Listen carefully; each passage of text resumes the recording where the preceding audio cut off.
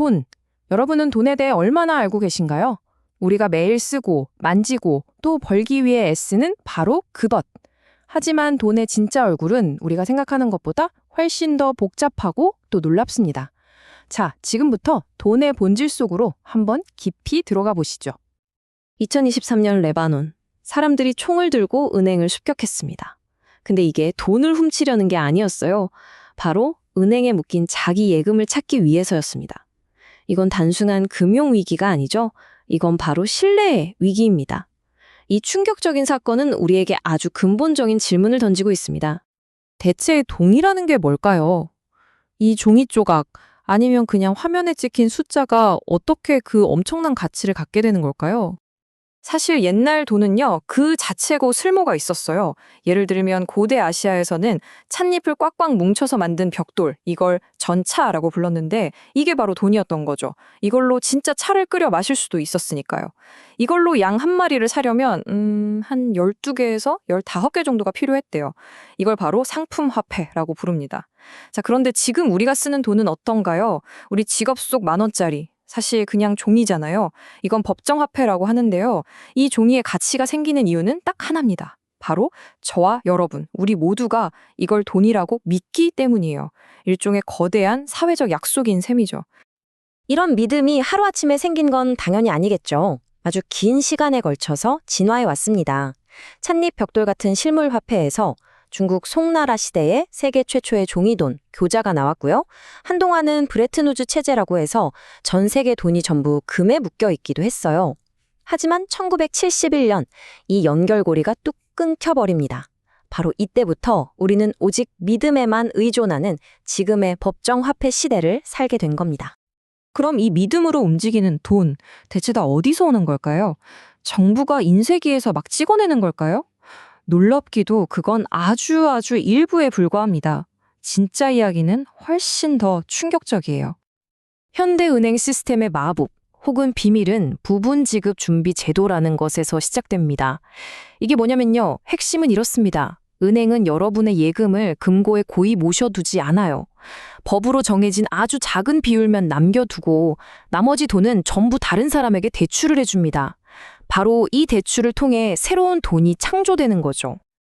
자, 이 과정이 어떻게 돈을 만들어내는지 한번 볼까요? 여러분이 은행에 100만 원을 예금했다고 상상해 보세요. 그럼 은행은 법에 따라 딱 10%, 그러니까 10만 원만 남겨두고 나머지 90만 원은 다른 사람한테 대출을 해줘요. 그럼 경제에는 무슨 일이 일어날까요? 원래 있던 여러분의 100만 원에다가 새로 생긴 빚 90만 원이 더해진 겁니다.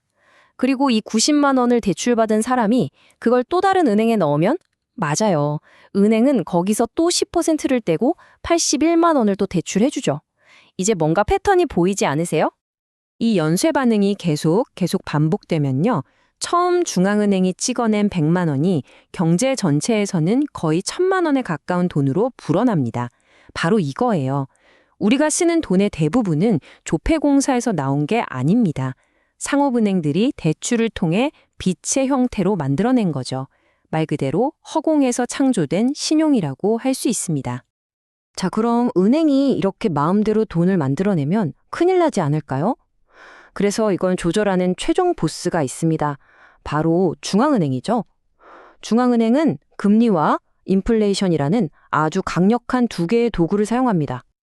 여기 아주 기가 막힌 비유가 하나 있는데요. 돈을 경제라는 강을 흐르는 물이라고 한번 생각해 보세요. 그럼 금리는 뭘까요? 바로 그 물의 양을 조절하는 수도꼭지 밸브입니다. 중앙은행이 금리를 내리면 밸브가 활짝 열리면서 값싼 돈이 경제에 콸콸 쏟아져 나오고요. 반대로 금리를 올리면 밸브를 꽉 조여서 돈의 흐름을 늦추는 거죠. 그리고 중앙은행이 이 밸브를 어떻게 조작하느냐가 우리 삶에 정말 직접적인 영향을 미칩니다. 한 한국 대출자의 이 말처럼요. 몇 년 전 저금리 시대에 많은 사람들이 빚을 내서 집도 사고 투자도 했잖아요. 그런데 갑자기 밸브가 꽉 잠기자 매달 내던 이자가 순식간에 2배로 뛰어오르면서 삶을 송두리째 흔들어 놓은 겁니다.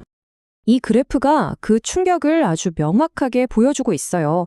불과 몇 년 사이에 금리가 얼마나 드라마틱하게 변했는지를요. 수년간 초저금리에 익숙해져 있던 사람들에게 이 변화는 정말 쇼크 수준이었습니다.